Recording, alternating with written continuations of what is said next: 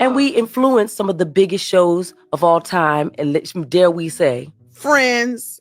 we just gonna lay that right there. Right there. Enjoy. And Smell it. people know it. People do. It's obvious. Yeah. Fantastic show. Yeah. And enjoy it, but it's real. And did very, very well. But the legend is that the president of NBC at the time was asked, if there's any show you wish that you had gotten this season, what was it? And he said Living Single. And then a year or so later, Friends popped up. So we can have a whole conversation around that. Yeah. And that we were on the same production company. We were on the ranch lot. They were on the big lot. Yeah. It was very different. Wasn't it? We're going to have more tales on that. Oh, yes. I know people like to talk about that. I think because it comes from feeling like, again, you didn't get your due. If you create the culture, you may not get all the acknowledgement and the support. But I have to say, from our fans, from our friends and people, family, they do. They know. Number one, they know, and they have lifted us. And I will always, honestly, I mean, it's real, right? 100%. What's up, you guys? It's Layla Lynn, and I'm back with another video. In this video, I want to talk about how much I am enjoying the replay of Living Single. I want to say it's BET that's replaying Living Single like back to back to back on like a daily basis, and I am so enjoying it. When Living Single came out in the 90s, and it was this thing to say like I'm a 90s type of girl. But I feel like when it came out, you know, I was like a youngster in the 90s, so it went over my head, like all of what was going on Living Single, like the dating and everything. It went over my head. I just looked at them like, I just love seeing them. Like, you know, like when I grow up, I'm going to be like them. That's why I looked at them. And now rewatching them, it's kind of like, this is a masterpiece. This is low-key, which should be high-key, a masterpiece. So what they are doing, Kim Coates and Erika Alexander from The Living Single are doing this podcast, which I do have linked below in the description box. They're going over every episode, like the behind the scenes tea from every episode, which I'm going to do on my channel too. Y'all know I do celebrity news and nostalgia. If you're not familiar with me, I'm Layla Lynn. I do celebrity news and nostalgia. So if you go to my channel, like I have whole series dedicated to like Black sitcoms of the 90s and the 2000s. And I have not yet done Living Single, but I'm going to do it. I'm going to do Living Single just because they're talking about Living Single and everything they went through filming that show. And they basically said that it was, I don't want to say ripped off. It's all of this sounds so harsh, but at the same time, it sounds so true. But basically Friends, which was notorious for each of the actors and actresses getting $1 million an episode. In their heyday, it was a ripoff of Living Single, like with the 4 women living in one apartment, the 2 to 3 men living in another apartment, and seeing the interaction between all these single people in New York City. It was a ripoff of Living Single, and it blew up, right? Just from a number standpoint, it blew up, and the basis of it was actually Living Single. So we're going to talk about that in this video. But first, if you're watching, again, if you're not familiar with me, I'm Layla Lynn.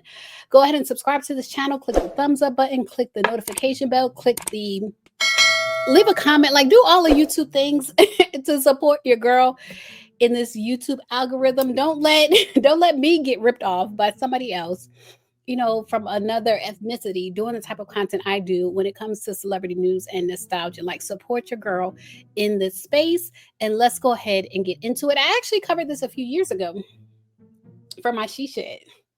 I'll be back in the She Shed this summer, you guys. But I will be back in the She Shed this summer. But I want to share with you something I recorded regarding Erika Alexander, Queen Latifah, calling out in the past how Friends, which made millions and millions of dollars, was actually, should I say ripoff?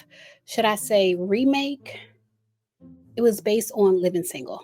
I'll just put it like that. All right, so this is when I talked about it back in the day from my She Shed, and I feel I still agree with a lot of what I had to say back then. Now, before we get deeper into this, I just want to get into the actual factual. And I love how, you know, YouTube, if you're a YouTube creator, you know this, they will create chapters in your videos. And I love how they named this chapter Facts. I don't know if y'all can see it on your end, but on my end, I can see they named this chapter Facts. But anyway, I'm starting with the factual information, and then we'll get into the details. That Friends is literally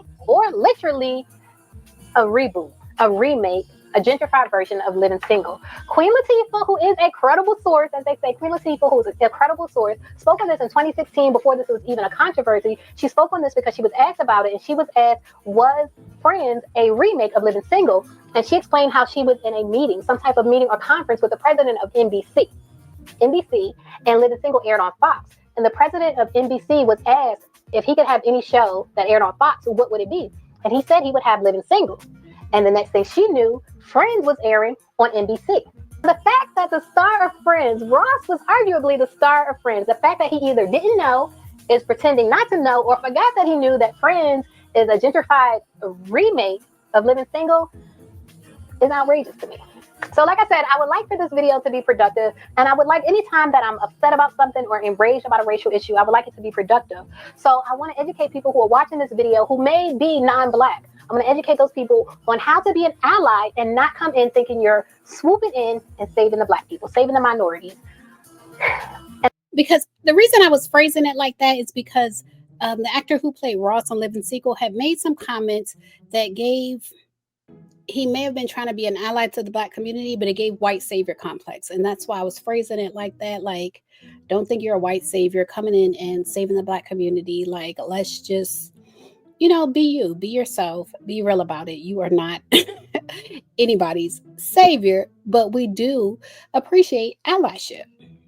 And I think the first step to doing that is educating yourself on whatever industry you're in, whether you're in the entertainment industry, the music industry, the education industry, whatever industry you're in, educate yourself on how that industry historically and currently treats Black people. And if you're in the entertainment industry, like David Schwimmer, and you educate yourself on how the entertainment industry treats Black people, then you will see that the entertainment industry currently and historically steals from, replicates, imitates, gentrifies the ideas of Black creators. Living Single was created, executive produced, and actually produced by a young Black woman, Yvette Lee Bowser. Yvette Lee Bowser was 27 when she created Living Single, and it was produced by her production company, Sister Lee. So it is the creative ingenuity of a young Black woman that the president of NBC was trying to replicate and duplicate and gentrify when he created Friends. It was the creative mind of a young Black woman. If you're in the entertainment industry and you educate yourself on how your industry has treated Black people historically and currently, then you would know that. So if you want to be an ally, educate yourself first. Before you make these statements where you're stroking your own ego and you think you're doing something good by suggesting an all-Black remake of Friends, that's something you can pat yourself in the back for. Step back and educate yourself. And this is because he made this tweet saying that he wished there was an all-Black version of Friends or an all-Asian version of Friends, as if Friends was the template. And we all know that actually Living Single was the template. And even the president of NBC acknowledged that at one point, that the Black version was the template, and then the white version basically was Friends, which went viral. It was a phenomenon. You are in the gentrified version of a young Black woman's TV show. Erika Alexander, Maxine Shaw, attorney at law, has reached out to David Schwimmer and offered to work with him. In her first tweet, she said, "Hey, at David Schwimmer, at Friends TV, are you seriously telling me you've never heard of Living Single? We invented the template. You're welcome, bro." David Schwimmer to The Guardian. Maybe there should be an all-Black version or all-Asian Friends. And then she tweeted, "At David Schwimmer, for your edutainment, help me school him at I am Queen Latifah, I am Kim Coles, I am Kim B. Fields, hashtag TC Carson, hashtag John Henson, at Warner Brothers TV, hashtag Elvis didn't invent rock and roll." And then she says, "At David Schwimmer, happy to work on true diversity / inclusion with you. Have your agent call my agent at Color Farm Media," which I assume is her agent. So I feel like to this day, I feel like Living Single still hasn't gotten its just due as far as being a template for other shows and a lot of things that Black people have created, because Black people are so creative. A lot of things we've created haven't gotten their just due.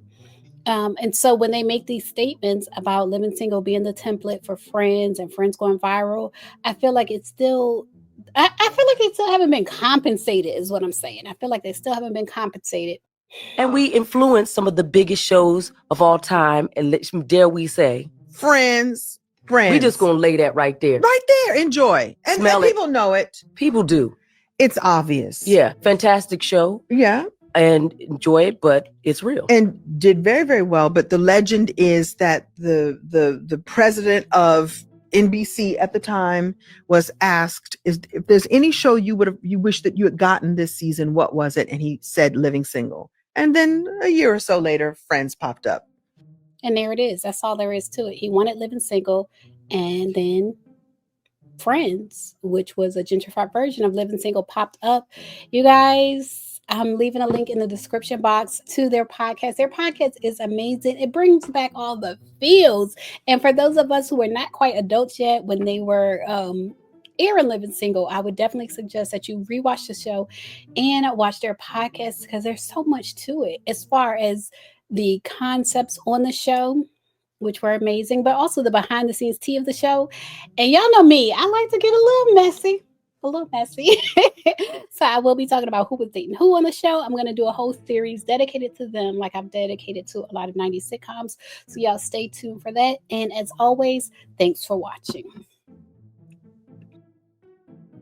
Now, if you made it this far to the end of the video, then I think you like my content. So make sure you subscribe and check out my channel. I have over 1,000 videos on my channel. Check out my playlist and my podcast, and I assure you, you will like more of my content.